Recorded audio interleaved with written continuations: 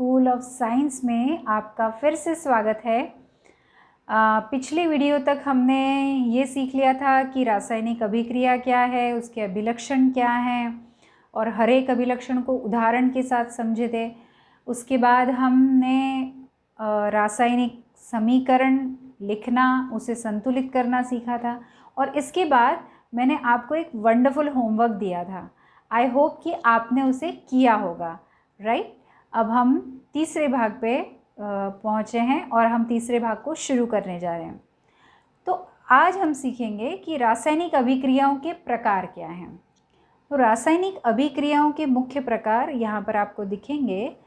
पहला है संयोजन अभिक्रिया, दूसरा वियोजन अभिक्रिया, तीसरा एक विस्थापन, द्विविस्थापन, उपचयन, अपचयन और अंत में रेडॉक्स प्रक्रिया।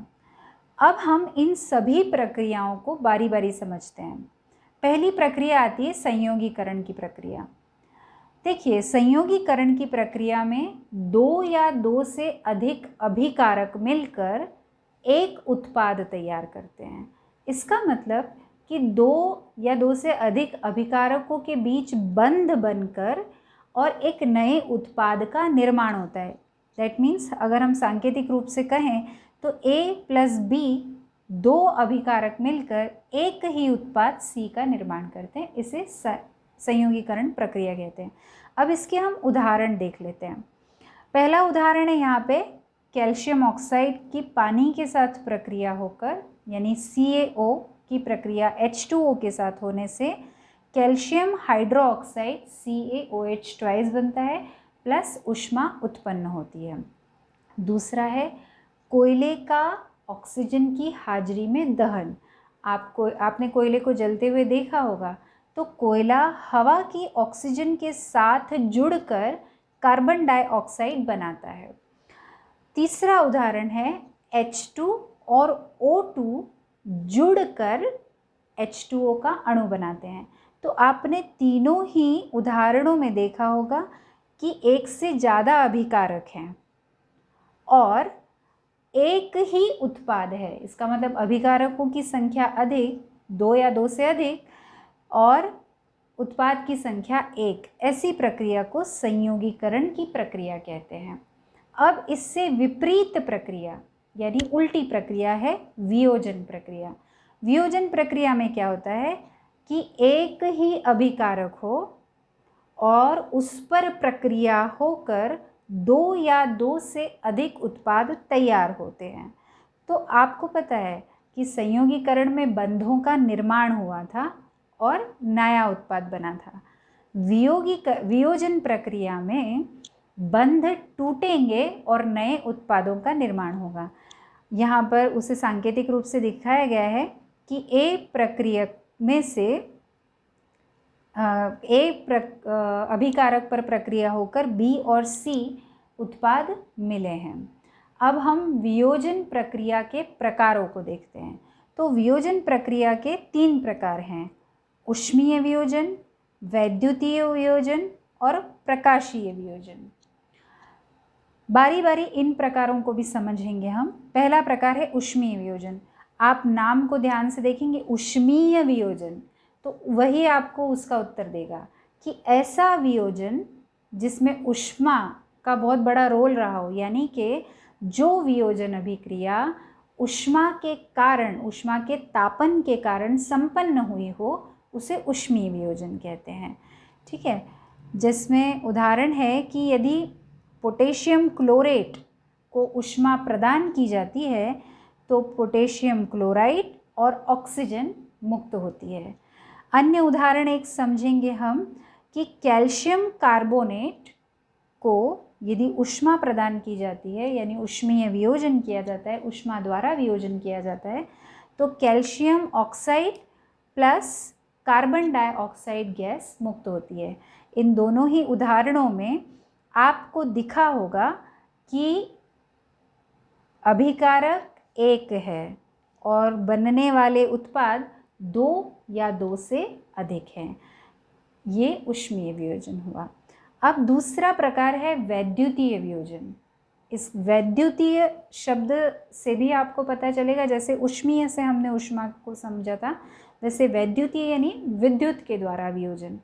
तो जिस वियोजन प्रक्रिया में विद्युत का रोल हो, यानी कि विद्युत के द्वारा वियोजन प्रक्रिया हो रही हो, उसे वैद्युतीय वियोजन कहते हैं। और इसका बहुत बढ़िया उदाहरण है, अभी तक हमने बोलते आ रहे हैं शुरू से, हाइड्रोजन गैस ऑक्सीजन गैस मिलती है, पानी का अणु बनता है, लेकिन पानी के अणु में से पुनः हाइड्रोजन और ऑक्सीजन गैस को उत्पन्न करना हो तो वो विद्युत वियोजन द्वारा हो सकता है, कि पानी में विद्युत द्वारा प्रक्रिया करवाकर और हाइड्रोजन गैस और ऑक्सीजन गैस में उसको पुनः प्राप्त किया जा सकता है।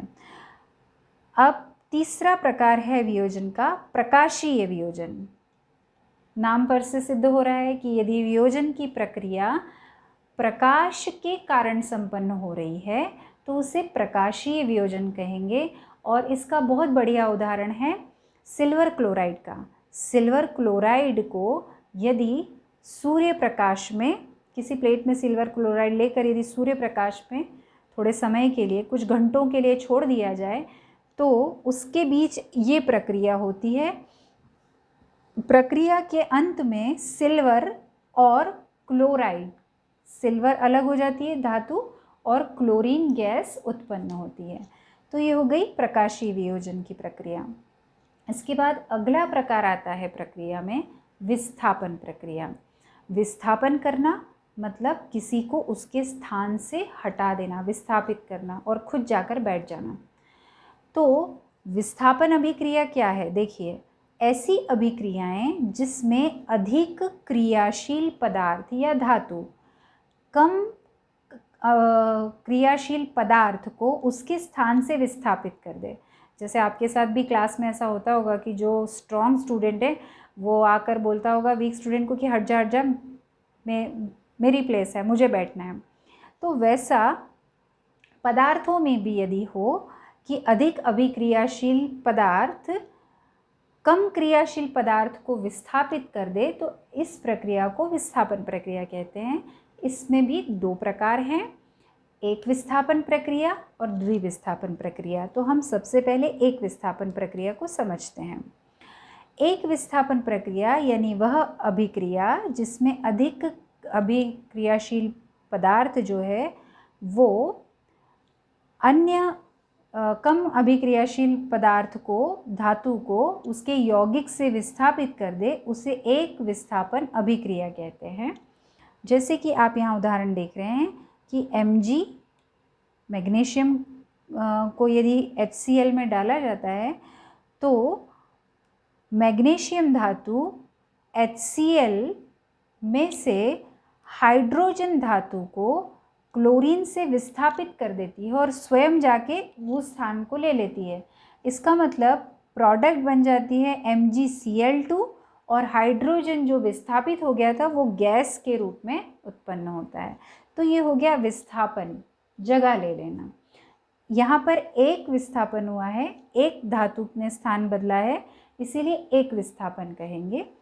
अब कैसे पता चलेगा कि विस्थापन होगा कि नहीं होगा? इसके लिए आपको ये याद होना चाहिए कि कौन सबसे अधिक क्रियाशील धातु है और कौन सबसे कम क्रियाशील। तो हम क्रम में देखते हैं। पहले नंबर पे आती है पोटेशियम, फिर sodium, calcium, magnesium, aluminium, zinc, iron, lead, hydrogen, copper, पारा, सिल्वर और सोना। इसका मतलब सबसे अधिक क्रियाशील धातु है पोटेशियम और सबसे कम क्रियाशील धातु है सोना। इसीलिए सबसे कम क्रियाशील धातु होने की वजह से ही सोने के गहने बनाकर, उसके आभूषण बनाकर हम पहनते हैं। और देखिए, ऊपर से नीचे की तरफ जाने पर क्रियाशीलता का क्रम घटता है, जबकि नीचे से ऊपर की ओर जाने पर क्रियाशीलता का क्रम बढ़ता है। यदि Fe को, Fe यानी आयरन को कॉपर सल्फेट के विलयन में डाला जाए, यानी लोहे की कीलों को या लोहे की किसी वस्तु को कॉपर सल्फेट के विलयन में डालेंगे तो आप देखो Fe की क्रियाशीलता अधिक है और कॉपर की उससे कम है। तो Fe क्या करेगी, कॉपर को उसके सल्फेट यौगिक से विस्थापित कर देगी, यानी सल्फेट के साथ जाकर कौन बैठ जाएगा, Fe। तो क्या बन जाएगा, फेरस सल्फेट, और कौन विस्थापित हो जाएगा, Cu, यानी कॉपर विस्थापित हो जाएगा। अब हम समझ लेते हैं द्विविस्थापन अभिक्रिया। एक विस्थापन में एक अधिक क्रियाशील धातु कम क्रियाशील धातु का स्थान विस्थापित कर रही थी, लेकिन द्विविस्थापन में भागीदारी है, आयनों के आदान प्रदान से स्थानों की अदला बदली हो रही है। तो हम इसकी परिभाषा पहले देख लेते हैं कि वे अभिक्रियाएं जिनमें दो यौगिक आयनों की परस्पर अदला बदली द्वारा अदला बदली करके दो नए यौगिक बनाते हैं, तो उसे हम क्या कहते हैं, द्विविस्थापन प्रक्रिया। जैसे उदाहरण में AgNO3 प्लस NaCl, तो Ag पॉजिटिव है, NO3 नेगेटिव, इस यौगिक में Na पॉजिटिव, Cl नेगेटिव। तो Ag पॉजिटिव इधर के Cl नेगेटिव के साथ यानी धन आयन ऋण आयन के साथ जुड़कर एक नया यौगिक AgCl बनाएगा, जबकि अन्य यौगिक बनेगा नेगेटिव NO3 के साथ पॉजिटिव Na मिलकर, क्योंकि आयनों की अदला बदली हो रही है, तो नया यौगिक बनेगा NaNO3। ठीक है, तो आई थिंक आपको ये भी समझ में आ गया होगा। अब अगला प्रकार है अभिक्रिया का उपचयन अभिक्रियाएं। ये बहुत बढ़िया प्रकार है और ये हम अपने रोज़मर्रा के जीवन में भी देखते हैं। जब अभिक्रिया में किसी पदार्थ के साथ ऑक्सीजन जुड़ जाता है तो उस अभिक्रिया को उपचयन अभिक्रिया कहते हैं। जैसे कि कॉपर के साथ ऑक्सीजन की प्रक्रिया हुई तो कॉपर ऑक्साइड बना, तो दैट मीन्स कॉपर धातु के साथ ऑक्सीजन जुड़ा और क्या बन गया, कॉपर ऑक्साइड। तो ऑक्सीजन का जुड़ना, इस प्रक्रिया को बोलते हैं उपचयन प्रक्रिया। और इससे विपरीत प्रक्रिया कि यदि किसी पदार्थ से ऑक्सीजन दूर हो जाता है, प्रक्रिया में किसी यौगिक से दूर हो जाए, तो उस प्रक्रिया को अपचयन प्रक्रिया कहते हैं। तो हम अपचयन को देख लेते हैं। अपचयन अभिक्रिया वे अभिक्रियाएं जिनमें अभिकारक पदार्थ से ऑक्सीजन की हानि हो जाए तो उसे अपचयन प्रक्रिया कहते हैं। जैसे यहाँ पर आपको दिख रहा है कॉपर ऑक्साइड था, उसकी हाइड्रोजन के साथ प्रक्रिया हुई तो कॉपर ऑक्साइड में से ऑक्सीजन की हानि हो गई यानी वो निकल गया, तो क्या बच गया, केवल कॉपर बच गया। और वो ऑक्सीजन किसके साथ जाकर जुड़ गया, H2 के साथ जुड़ गया और पानी का अणु बना लिया।